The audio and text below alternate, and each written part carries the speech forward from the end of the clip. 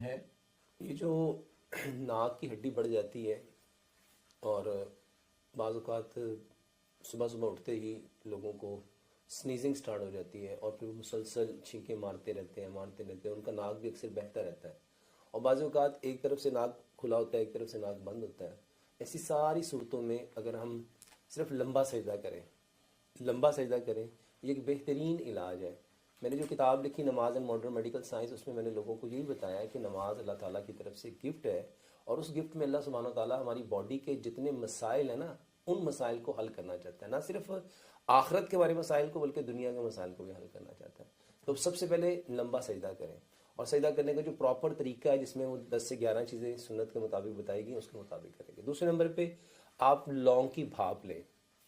1 letter پانی میں 10 سے 15 لونگ ڈالیں اس کو بوائل کریں اس کی سٹیم لیں. یہ بہترین علاج ہے.